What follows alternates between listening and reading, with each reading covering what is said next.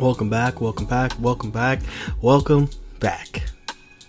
I, Antonio Q. Tomasello, aka Chocolate Heat, I'm here to give you episode 12 of Chocolate Cake. Again, Chocolate Cake is a podcast derived of my ideas, my thoughts, my surroundings, comprised into a small tidbit podcast just to let people know what I'm thinking and how my brain, pretty much works. I'm excited today. I really am. I have been thinking about this podcast, honestly, just for the past couple days. But I've been so excited to do it. I've been thinking about it at work. I just couldn't. I was like, man, I can't wait to get home and talk about this so much.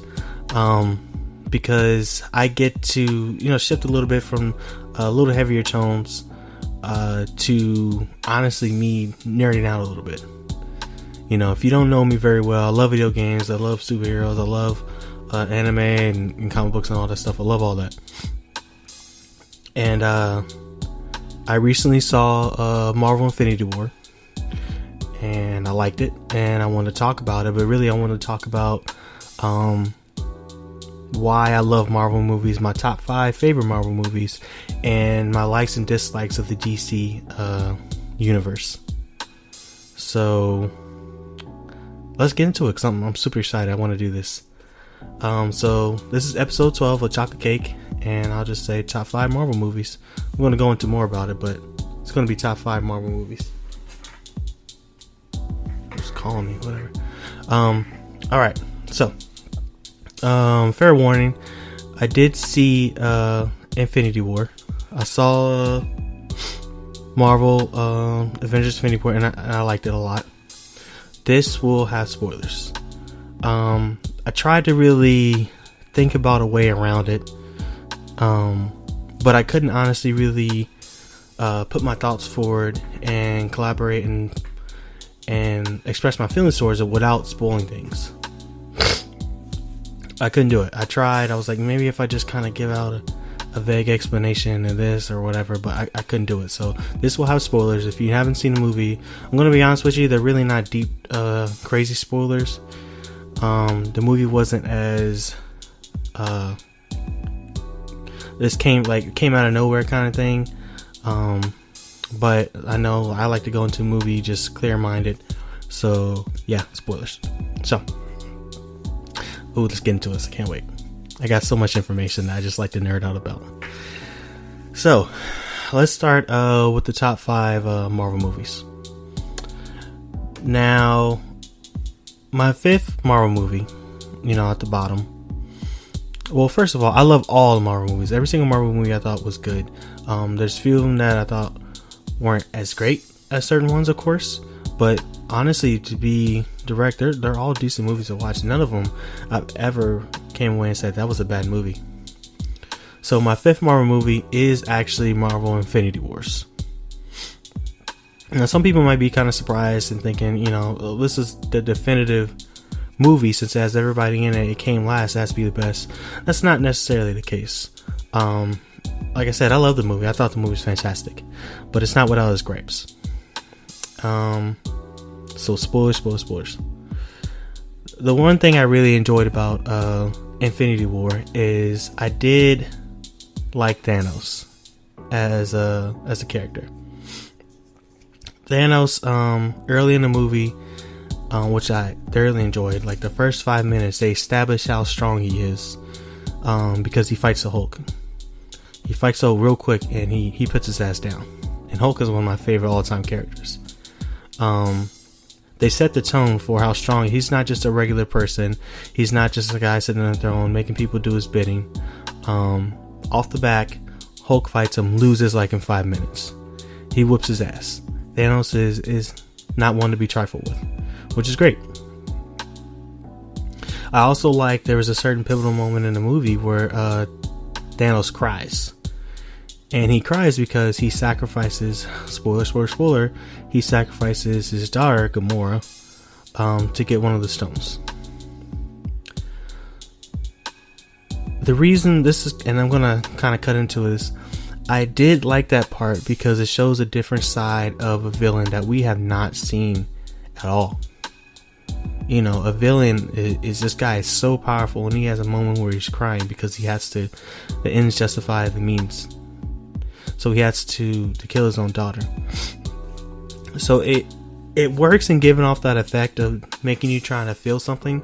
The only problem with this, and there's a reason why this movie gets a little lower on the list, because they try to force this out of you by giving you a small interaction and flashbacks of him and Gamora, which were decent, but you don't really see much besides the flashbacks and him and Gamora and Guardians just sitting close to each other. They try their best to really graze over it, to pull you that tension out of you, but it comes off a little false, a little too hard, because we don't really know his relationship that well. They can tell us and they can show us a flashback, but the only thing that was going through my head this whole time, I was really thinking about it, I was like, man, if they had a scene where he has Gamora and Gamora, you know, Gamora hates him, like maybe she, you know, he tries to give her something, she throws it in his face, or she cuts him with something, and then he has a royal guard or one of his people that served him, that'll do anything for him, like they come up and they try to, you know, smack Gamora or push her away, or, you know, hurt her, you know, like, hey, you don't do that to Thanos. And then Thanos like kills him or hurts him, like pushes him back, knocks him away, like, don't touch her. Like, that would have really drove the point home for me, like, oh wow, he really cares for this character. You know, she's dissing him, she's calling him all these names, and he hasn't did anything to her. Any other person, any regular person, he would have killed, but for her, he hasn't did that to her. So having something like that would have helped to drive that point home. The overall movie was great. The scenes are great, the CGI was great. My favorite parts of the movies were the interaction between characters. The interaction between Doctor Strange, Star-Lord, and Iron Man, fantastic. The Guardians of the Galaxy were the best part of this movie. They were hilarious. Their interaction with other characters were phenomenal. It was great. I love the interaction, you know, probably more than the fight scenes itself. I thought that was fantastic. The movie was a long length because it tried to put a lot in it, which it did. I think it grazed over a lot of things and gave things a decent amount of time. Because I was like, how are all these characters going to share, you know, an hour and some change movie time? So they bumped it about 2 hours and 40 minutes. The Wakanda scene was fantastic, where Black Panther and Captain America and all of them are fighting. My favorite part of that was when Captain America and Black Panther are just like sprinting forward. You know, everyone's like running forward, but Captain America and Black Panther, they super sprint forward, like they're first in, like. And it's just, it creates a tension, and that's the one thing I love about Marvel movies. They create these moments, or like a character gets saved or a character shows up, the music bumps up. They have such a fantastic soundtrack, such a way of hype that is unparalleled in any other movies. So when you see a character come back, when you see someone get saved and the music starts playing and the nerd in me just goes bananas. You know, there's a part where Thor shows up on the Wakanda field, gets a new hammer, and you know, Banner's like, oh, you guys are fucked now, you know, our friend's back, and you know, he's packing heat. So but again, the faults of it were the thing with Gamora, and of course there were a couple of scenes again that tried to pull a little bit out of you. There was a scene with Vision and Scarlet Witch, you know, trying to create a romantic thing, which they touched upon a little bit. You can see it, and Civil War, and it's expanded upon in here. And you can see that they're holding back so much in the movie. Scarlett Johansson and Banner, I'm mixing their real names and fantasy names, but Scarlett Johansson and Banner, their tension, they first see each other, you know, and that's like a minute and it's over with. And Captain America and Iron Man don't get to see each other really in this, and you're just waiting for the tension to pop off. You're waiting to what's going to happen when Iron Man sees Winter Soldier and stuff. They're holding back so much. When you watch the movie, you're just like, I want to see it, but this was already technically, I don't know if it's still officially 2 parts. Well, actually, it really is, since the movie ends on a cliffhanger. But they're holding back so much, so I can't give this a top spot, knowing that what they could have did, they chose not to just put in. But if you haven't seen it, it's fantastic. You need to go watch it. Go watch it now. So good. The next movie I have will be the 4th movie. And it took me a minute to really make this list, because it was kind of rough. But I think I put together a decent selection of movies. So the next one is Civil War. Now, honestly, if you were to really put it on paper, Civil War would technically be, for me, number 1 as far as the format of movies. How it got everything in there, it cheated everything into action, comedy, set pieces. They achieved a lot in that movie. On paper, technically, it would be number 1. And I'll explain to you why it's not number 1 for me, but I absolutely love Civil War. Civil War created tension between characters, because there's a little tension in Avengers, some in Avengers 2, and they really popped off in Civil War. And if you ever read the comic books, they molded it perfectly to fit in one movie, because Civil War is really big in the comic books, and it's different in the comic books, and Spider-Man plays a big role in Civil War. But the main meat of it and everything is still the same. It's Tony Stark versus Captain America, and there's both heroes on both sides. In Civil War, the actual comic book, but it's over, I believe, the registration of superheroes. So you give up your name and all that stuff and your identity. And, Iron Man was for, Captain America wasn't. Big stuff happened between there. But I was interested in how they would put this in this movie and relate it to their previous movies. And they did it so well. First and foremost, the action was great. The airport scene, phenomenal. The way they mold CGI in with real objects, and the Marvel Studios are so fantastic with this. Everything is not CGI. They always have something to, honestly, to tear your eyes away from the CGI. So if you ever notice, they will show, for instance, Spider-Man Homecoming, you see the Vulture's costume, or you see the Vulture and he's flying around, and it's all CGI. But you see at a few points in times in the movies, there's actual real Vulture suit. It might not be flying, but it's to really combine it. It's really to fool your eyes, like it's an actual natural thing. There's so many things they do in the movies that are half CGI, half real. For instance, in Civil War, you see Bucky jump out of the apartment building. It's a good scene and the introduction of Black Panther, but he jumps out of the apartment building and he's flying towards the other building. Now, most movies would have put this all in CGI, of the person jumping from the building to there. But Marvel, what they did is created the surrounding CGI and then dropped the actor or the stuntman, hundreds of feet down. It was fantastic if you look at behind the scenes. But Marvel does such a great job, and they know when to use CGI and not when to use CGI, and how much to pay for a set piece. In the beginning of that movie, the movie just starts off with a bang. I guess I think it's the embassy or something like that. They're fighting in or something. But it's all. Most of it is not CGI. Captain America jumping into the building is not CGI. Him knocking people around. It creates it. It's an adrenaline rush. It's like bam, off the back. We're starting high. We're keeping going. And I really like the part, which is the beginning of the movie, where Scarlet Witch saves a bunch of people, but actually kills some people in a building. It's like these superheroes need to be in check, which has created this civil war between Iron Man's like, we need to be in check. They took the essence of the Civil War comic books and made a spin on it, made it adapt to the previous movies, and made this movie. And it was great. They had so many characters in it, and they still had a Captain America story in it, which was great. And I love the tension between Iron Man and Captain America. I love how Iron Man was coming towards the side, and then he saw Bucky kill his parents. And just the end scene where Iron Man and Captain America and Bucky are fighting. It's such a fantastic movie. It's a great movie. It's a feel-good movie. And that's why I love it, and it's at number 4.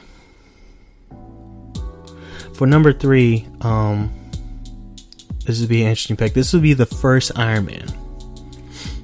And I really want to drive this point home. We owe a lot to the first Iron Man. We owe a lot of respect to a movie that brought it. It was the beginning of so much. I hope this doesn't take too long when I go off a little bit of this. The first Iron Man was done in studios with Marvel.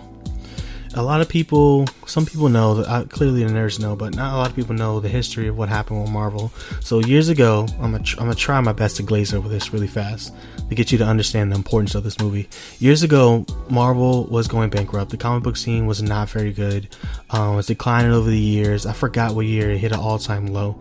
Marvel at that point needed to make money, so they end up licensing their characters, licensing, whatever. Giving the rights to their characters to the highest bidder. Some people went to Sony, some people went to Fox. Sony got Spider-Man, Fox got the X-Men, surrounding characters, Blade, and all that stuff. So these were movies associated with Marvel that all came out. The Daredevil, the Ghost Riders. So with that, they had made a contract saying, look, you can make movies for these, you owe us some royalties, but pretty much you'll be making all the bank. You made the movie. You need to keep the rights. You need to make sure you put a movie in production, I think every 2 or 3 years. If you do not put a movie in production, you can't just sit on the license. It goes back to us. So Fox gets to it, and they start churning out X-Men movies, which are actually pretty decent. The first 2 X-Men movies were decent movies, and set the superhero genre to a decent level, because we always had superhero movies, but they weren't really blockbuster massive hits. They were okay movies at best. Daredevil came out, which is trash. Elektra came out, trash. Ghost Rider came out, trash. Ghost Rider 2 came out, trash. And then the studios have to go back and say, look, can we make another movie? Is it worth our money? Will we make the money? If they say no, then it goes back. So Fox continues to churn out X-Men movies. They did great with Deadpool. They lost their way a little bit with the not First Class, but X-Men 3, the second First Class, which I have my gripes with. I have my gripes with Future Past. Apocalypse I saw a little bit, wasn't that great, but they still making money. They're still making money. They're still churning it out. All the rights and everything started coming. Sorry, I'm coughing so much. All the rights and everything started coming back to Marvel. They got the Punisher back. They got Ghost Rider back. They got Daredevil back. They got a bunch of characters back. So they had a plan. I can't remember. I'm pretty sure Disney bought them first. And they took out a massive loan. They said, look, we have these IPs. We have Disney to back us up. We should do our own movies. We should do our own movies. And I forgot the interview they had when the idea came up, but they love the comic books. They said we need to keep the comic book tradition of crossovers and certain stories combining with certain stories. They love that aspect, and it was such a big plan. Certain phases of Marvel, such an idea was never done in movies before. There's always been sequels, but intertwining movies from so many different branches. So the idea was just so big. And that's when Iron Man came out, was the first movie. And people were so taken back by this. People were so surprised, like, wow, this is a fantastic movie. The movie itself starts off great. They put the character and his origins out there. They put him out there really quick. They don't glaze over. They get a good chunk of the movie, like, I think like 30 minutes into it. And I love movies that do that set up an origin story, but give me what I wanted. Give me the superhero movie. I don't like origin story to last 2 hours and a half. And then I have to wait for the character to develop in the second movie. But it's hard to do. But they did a fantastic job. And without a doubt, Robert Downey Jr. is fucking fantastic as Iron Man. He will always be the definitive Iron Man. I don't know who can take his spot.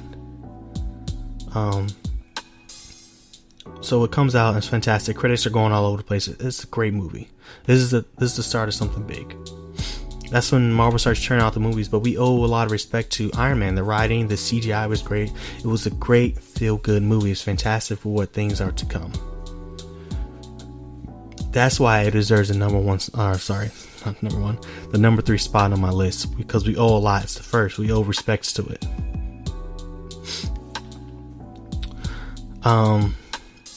Number 2 movie. This was rough.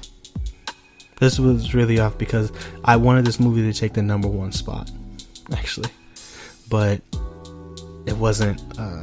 It just, and there's reasons behind it, but I'll explain it to you. Number 2 is Black Panther. If you have not seen Black Panther, I can make the argument that Black Panther is a way better movie than Infinity War in some aspects. Black Panther, and it's not even like the action was better, because Infinity War had more action. Black Panther was such a well-refined movie that played homage to the source material. When you go behind scenes and you look at the way they did their research, the way they researched the hair, the language they used in it, the wardrobes, it's such a fantastic homage to this civilization that has so much that but still kept its traditions. And the whole time the movie is playing, I'm just smiling. I'm like, this is a fucking fantastic movie. I'm enjoying all these scenes. I'm enjoying the strong female lead characters. They're funny. They're great. They're good to watch. The movie is such a feel-good movie. The chants, the scenes when they're in battle, like it is riveting. It is just so fantastic to watch. And of course, we can get into the villain, Killmonger, who I thought going in there would have, an African accent, who just wanted to betray Wakanda, but it was different. He was Michael B. Jordan. I love Michael B. Jordan. He came in, he was just raw. He was just like, he didn't have the accent. He was like, look, man, I'm here for revenge, but I got good intentions. I've seen my people suffer. I want more for them. I want this. You have the ability, you have the knowledge, and all I need to do is to take hold of that, and I can wield it. I can wield it to my will. But it's not like I just want to kill everybody. I want the world to be better, and we can do that. And his character was just so real, and it was raw. It was just like, this is not a joke. This is not a game. I've been doing this my whole life, for this moment. So Black Panther, even the action was good, but just the characters, I just enjoyed watching them. The scene when, I gotta give super props to the girl. I can't remember her name, the actress. I'm so sorry. She plays in Walking Dead, Michonne. She's the World Guard leader. She is fucking phenomenal in that movie. She has such a strong presence. She is so strong. She's the best warrior in Wakanda besides Black Panther. She is fierce. The way she talks, the jokes and everything, she comes off as just a lovable character, but when shit goes down, she will bleed for Wakanda. Wakanda is such an amazing place too. It puts the technology, again, with the old traditions, and they come out with something beautiful. Like, this place feels so real, and everyone, society in Wakanda was like, would die for their country. So it's like, I'm watching this movie, I'm just smiling. I'm like, this movie has so much heart, and it's a phenomenal in Black culture and regular culture. I mean, like, it's great to have a positive image of a Black nation, and a powerful Black nation at that. It's such a great feel-good movie. I absolutely love this movie, but it's not number 1, unfortunately. So number 1, I honestly didn't think it was my number 1, so I really sat and thought about it. And number 1 is Winter Soldier. Winter Soldier, for me, was the turning point in the Marvel movies, which the movie started to become a need to watch. Winter Soldier hit a little bit of a darker tone, still had great jokes, still had amazing set pieces. The action was fantastic. Action, again, starts off balls to the walls, like, let's get into the fight, let's talk later, let's calm down after, but let's get in, bam. And it just starts off very well. The characters are great in it. It's good to see a type of like a powerful superhero being questioning what he has to do. You know, this is the turning point with Captain America and the government, or SHIELD or whatever. This is a turning point because he has to decide between him and his friends, and it expands in Civil War. But this is where it starts. This is the whole tone of all the movies, Avengers 2 and Thor and all that stuff. This is when it gets a little bit serious and action ramps up, and it goes straight balls to the wall. Like it's such a great movie. I saw it late too because and this is the reason why it's number one. I saw it late because I was like, I've seen the first Captain America, which is actually one of my least favorite Marvel movies. And I was like, it's okay. I've seen the first Thor. They were good movies, but I wasn't running to the movie theaters to watch it. Once I finally bought it on Blu-ray and watched it, I was like, I fucking missed out. The critics were talking about it, and I was like, yeah, they're all good movies, but this was the turning point. This is when you realize Marvel wasn't fucking joking around. Marvel's here to stay, and we got a bunch of stuff to show you. We're going to play homage to the source material. We're going to respect the characters. We're going to give you a fantastic movie. Again, the same as Iron Man, we owe a lot to Winter Soldier because that's when it really kicked up a notch. So that's my top 5 Marvel movies. They're all great. I urge anyone to watch all the Marvel movies. Thor Ragnarok just missed the list. It was a great movie, but it didn't add anything to the Marvel universe. The same thing as the first Avengers, which was a great movie, but it didn't add anything. The second Avengers, I absolutely loved Ultron. The actor really brought it, but he didn't have a great background and why he wanted to destroy humanity. It was the typical humanity is not perfect, machines are perfect kind of. It really didn't add anything. It's just honestly the actor who really brought a sense of human element to Ultron, which is great. But again, I missed the list. So we owe so much to Marvel. This is such, and I went into this movie, Infinity War, and I was like, this is the movie of the century. Not thinking about the second Avengers movie. Let's exclude that because that's technically the movie of the century. This is the movie of the century. This is the movie that's going to be number one with no doubt in my mind. So it was important that I watch this, and I really started to think about it. And this is when I get into DC and what they're doing. I want to be clear on this. If you're a nerd, you definitely know what DC does wrong and right. And right is they absolutely kill the animated scene. Any of the DC movies that have come out look great. Crisis on Two Earths, Batman Returns, Killing Joke, anything. I'm always like, wait, I gotta see it. Justice League War was great.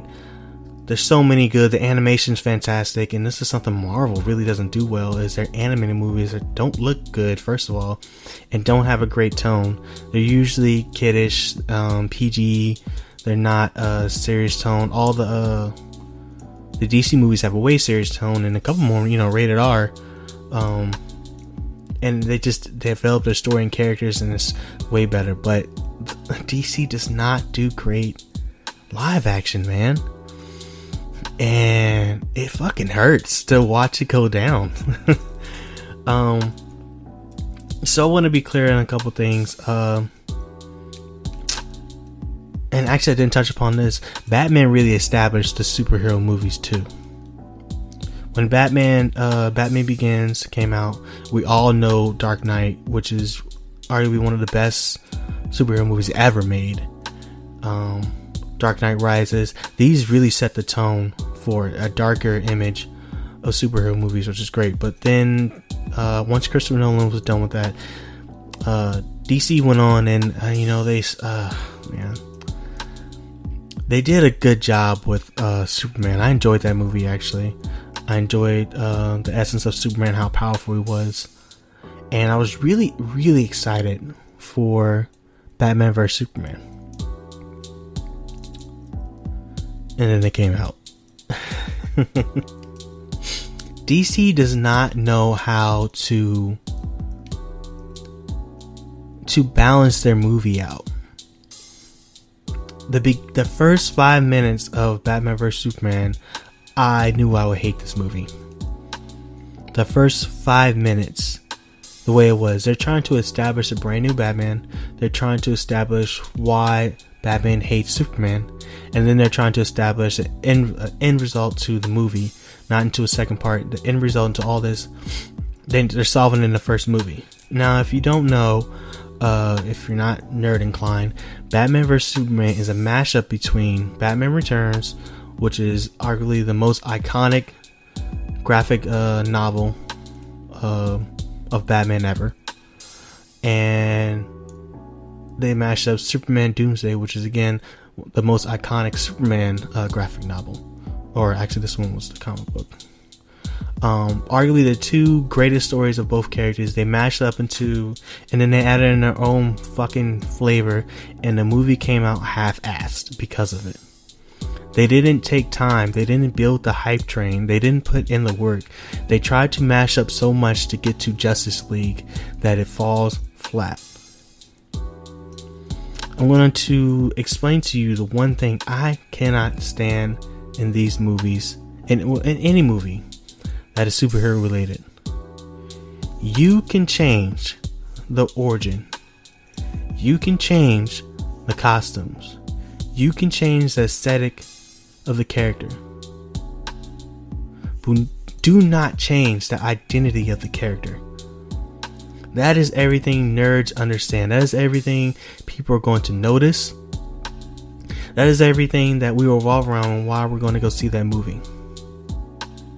For example, we all know Batman is dark. Batman's dark. He has his light sides, but Batman's a dark character. You know, you wouldn't make him, hey, what's up, guys? Let's go fight crime. The same as the same as Superman. You wouldn't make him like, I hate everything. I'm gonna smash everything. You know, changing the identity of a character is a no-no for me. Now, when you take a movie, you take one of the greatest villains to ever grace a comic book, Lex Luthor. You change his structure of his body. You change his identity as a bumbling young entrepreneur. It will detach me from the movie instantly. This was one of the few mistakes in that movie. Actually, fucking many mistakes in that movie. You're trying to pull a feeling from me by watching the first 5 minutes of Batman, seeing Superman fly from the buildings, crashing the buildings, and saving this little girl, and he's looking to the sky like, Superman, you're gonna pay for this. This is the first time he's seen Superman. He's seen the records he can do, but this is the first time he's seen Superman. It's like, I hate you, foreshadow, and it's just like you're trying to pull this out of me, and it's not working. And the movie continues to just fall on its face between crazy long, boring dialogue, pointless conversations. I like how they tried to make Superman like, is he too powerful? Should he be helping? Kind of thing, but it doesn't flesh itself out. And then the iconic ending scene where Batman is trying to kill Superman. Batman does not kill people. You are changing the identity of his character. In Batman Returns, he does not try to kill Superman. He tells him, I want you to know who beat you. To tell him that it is possible. In Batman Returns, Superman is being kind of really controlled by the government, telling him what to do and all that. And, you know, it's a really old Batman. And I'm not going to get into the aesthetics of the comic book, which is great. It's fantastic. The storyline's fantastic. And you put it in here, and you're trying to say Batman is trying to kill Superman because the possibility of Superman turning, like it's his duty. That's not Batman. That's not Batman. He doesn't kill the Joker knowing that he knows the Joker might break out and do so. He doesn't kill him for a certain reason. Superman is good, and yet he wants to kill him because it's a possibility of him changing over. And then the whole Martha, this is prime example of how your movie gets shredded. Because you don't pay homage to the source material. You don't treat the character how it should be treated. And then you go over into Suicide Squad, which I watched super late because I did not care. I knew exactly how the movie would play out. I knew exactly how they wouldn't pay homage to the source material. Killer Croc looked like shit. Will Smith, who I absolutely love, does not need to play a Deadshot or Jesus Christ, I brain fart. Deadshot? Whatever. he doesn't need to be playing that character. He brought a great Will Smith, not the character I wanted to see. Harley Quinn I thought was okay. They emphasized Joker has no business being a Suicide Squad. It was just, they continue to just fall. Use the source material. Get that source material and bend it and mold it into a great movie. You have the ability. You have all of it. You have expanding comic books. The Suicide Squad is... it irritates me. And then they try to jam this Justice League down your throat, which, for the record, I enjoyed Justice League. I thought it was an okay movie, actually. I enjoyed it a lot more than I thought it would. They try to jam as much crap as they can to emphasize on the Justice League. They introduce characters into it that we've never seen, and we're supposed to like really care about these characters. The best one, honestly, was Wonder Woman. The Wonder Woman movie I thought was great. Let's put that out there too. That's one thing they did well. But that was a storyline not needed, but it was a good storyline. You know, at the beginnings of Wonder Woman, how she's like not clueless, but like a little klutzy. She's beginning to know the world. That was great. But as far as her returning to Justice League in the movie, it really didn't matter. When Justice League came out, these characters you don't really care for. You don't have a feeling for these characters. You haven't seen them in previous movies. You've only seen Batman and Batman vs Superman, Wonder Woman. Of course, you got them with Aquaman, Cyborg, and Flash. You haven't seen these characters in their own movies yet. They're not fleshed out. You can only go off a little bit. So, and then Superman comes at the end and just fucking just demolishes Steppenwolf, which defeats the purpose of the movie. How this menacing person is not a person to reckon with. Superman comes just as like slapping him around, so it loses its tension. So, DC has a lot to learn, man. Pay homage to the source material, man. Know how to make a trailer. Know how to get the hype train going. You know how many times I've watched the Infinity War trailer? Oh my god, the way they position the music, the way they have memorable moments in movies. I can't even remember the fucking plot of Justice League. This is like something about getting the boxes, and like it's fucking convoluted and stupid. And I can remember all this stuff from Iron Man, the first movie, way more than I saw that movie years ago. Because it's more memorable, the more scenes, the soundtrack, the score, everything melted perfectly. You know, build a relationship with these characters, build them up in a movie, so you say, oh man, I can't wait to see Batman with Wonder Woman, like, you know. But they're all just mashed up together already. And this is the one thing I'm going to go back to. DC has a problem with CG. It's not necessarily bad, it's just they don't know how to implement it to the point it blends in well. So if you want to take the Justice League, for example, when they went to Russia to get the last box, a great portion of that was done with all CG. The Batmobile they were riding on, when he was riding down the street and Aquaman jumps on the Batmobile, like everything is CG. Every single thing of that scene is CG except for the two actors. So it takes me away. If you put parts of the movie that are real, even in another complete scene, it, you know, kind of blends in. My eyes kind of say it's real. Like, you really have to blend it well. You can't just CG on top of CG because it looks funny. They did this with so many movies, and it just looks funny. Like, it's like, man, like Marvel knows how to do it, DC kind of doesn't. But I mean, that doesn't make it break a movie. Like, Marvel does fantastically well on comedy. They do a fantastic job on comedy. People in Infinity War were laughing out loud, and I had a person tell me, you don't need comedy to make a superhero movie. You don't, but it's a fucking good ass bonus. If I take my girl over there, if I take my sister, someone who's not inclined to Marvel movies or not inclined to superhero movies, don't really know about, they can at least sit and enjoy the laughter and the action. You know, sometimes it's funnier than an actual comedy movie. How do you make an action movie that's funnier than a comedy movie? You're striking gold. You're doing, the jokes are witty. They're not cheap jokes. And again, and the Guardians of the Galaxy were so good in Infinity War. They were fucking hilarious. So you just really gotta understand the aesthetics of a movie. It's like, for example, I love Transformers. I love the first three Transformers movies. Now, Transformers movies are not that great. The last two are garbage. The last one, the last night or whatever, was utter, and it pains me to say it, utter trash. Now, the reason why I'm bringing this up is because Transformers, when it started off, even the second and third ones, they weren't great movies, but they added comedy, they added great CGI to feast your eyes and laugh a little bit. But fucking 4 and 5, they're losing their way, but they're still making money because it's visually appealing, at least. And if you've seen, I don't want to really go into the aesthetics of Transformers. I'll go over a little bit. So Transformers now, the ones they're making now are just so fucking bad. They're so fucking bad, but they make money because they know what they're doing. One of their big cash cows is China. If you do not know much about China, China allows 12 to 15 international movies to be shown in their country. To qualify to have, one of the things they look for in your movie is you have to have some type of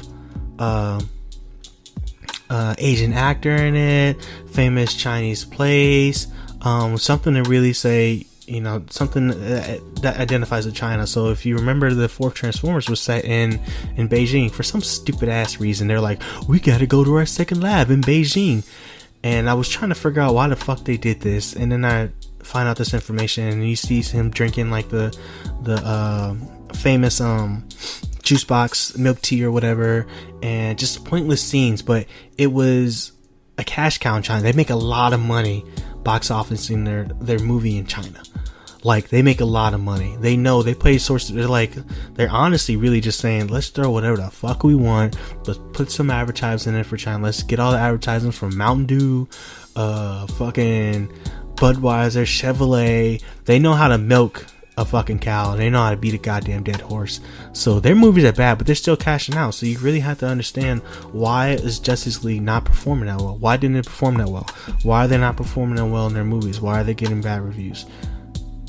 At least you have to pay homage to something. Have at least a feast for my eyes. I can watch the first three Transformers films with a passion because it's a feast for my eyes. I enjoy watching it. It looks great, the explosions and all that stuff. But just the realism of what's happening around it, the trees falling. When a Transformer hits a tree, it's a real tree falling down. If DC were to do it, they'd make a Transformer hit a CG tree, and everything would be CG. It would just be CG. But Transformers does a fantastic job with putting real world stuff with CG. So I applaud them on that. The last two are garbage movies. Last Night is just so fucking bad, because they try to drive feelings at you when characters dying, and it just didn't hit home again. But yeah, so DC has a long way to go, but I still enjoy all superhero movies for the most part. And again, the Batman movies have a special place in my heart. But Marvel has really brought it to the table, and we owe a lot of respects to Marvel and all that stuff.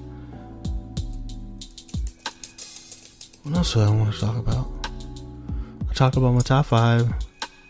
Talked about some of the spoilers. Talked about DC. What is something else I was going to talk about? I guess that was really it. This is a long podcast anyway, so I guess I really should wrap it up. So I'll say my expectations, I guess, for Infinity War 2. I can't wait. Infinity War 1 left off on a cliffhanger.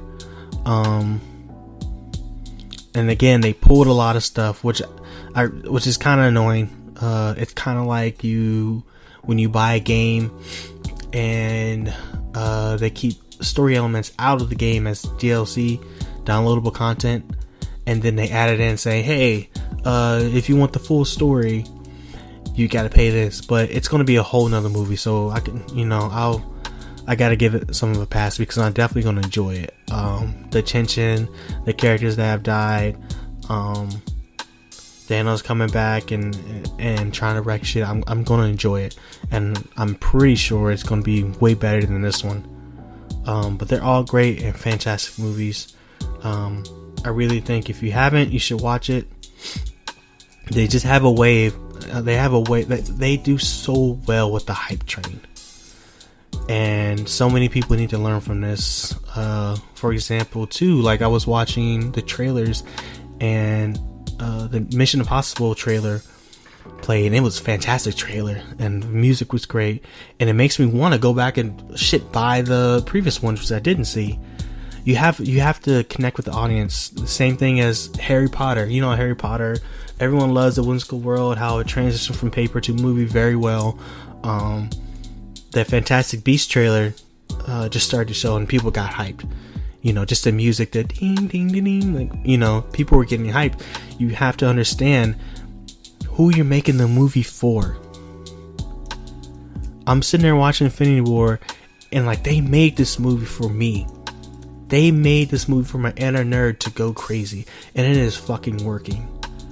When I saw characters interact with each other for the first time and laugh and make like amazing funny jokes, I was just going, just a fucking smile on my face. To see these characters join each other on the battlefield, it was fantastic, you know? And that's something that people need to learn, how to build characters and build the hype train. If you want to make money, slow it down, build characters, build a good movie, build up the hype train. Don't shove things down our throat. Harry Potter didn't hop from book 1 to book 6 in 2 movies. They didn't shove everything. They even split the last book into 2 movies. They built their fan base. They built the hype train. If Fantastic Beasts came after Harry Potter 1, people would be like, what the fuck is this? But it didn't. Came all the way at the end of the whole Harry Potter. People still psyched for Harry Potter. They wanted to go see it. Made good money. So just DC, just try to get your shit on track, man. Because I love all your characters. You know, I love so many DC characters, and I wish the best for them. I hope they find their identity and just make good movies. You know, they can hit it out the park with Wonder Woman. They can do a lot more stuff. So, and Deadpool comes out next month. Yeah, so I'll be looking forward to that. Hopefully that's good. I enjoyed the first one. Okay, so this is, I don't know if you noticed, man, I was trying to shoot through this really fast because this was going to be a long ass podcast. I was only thinking about talking about more and going into detail about where Wolverine lies and how Logan was a good ass movie that strayed away from source material but created a good movie to great effects. Man, that's so much. I don't want to go over it too long though, so that's going to be like another like 30 minutes too long. So yeah, I hope you enjoyed this podcast. I'm gonna post it on Spreaker, Facebook, on my YouTube channel. Try to get a what's it called, certified on Spotify, or allowed on Spotify and all that shit or whatever. I'm still trying to branch myself out there. If you feel I need to talk about anything, if you feel I missed anything, this is a podcast for the nerds. So if something I missed, something you enjoyed, leave me a comment. Or, you know, if you want to talk about something else, I love nerding about things. I love nerding about comic books. I love nerding out about storylines, character weaknesses, characters not talked about. Moonlight for Marvel, Spectre for DC. I love to just talk about stuff like that. So if there's something else you want to hear, I'll talk about that too. I didn't look up a quote today, so I'll give you one. It's actually a tattoo idea that I thought about years ago, so I guess it'd be my own quote. And the quote goes something like this, if I can remember it correctly. When the world catches you from its shadow and treats you as a monster, turn around and show the world what they wanted. Show the beast that they created. That's pretty deep, right? You like it? I thought it was pretty good. So you can think about that. Again, yeah, so episode 12 chocolate cake. I'll try to do that next week. Have a good night.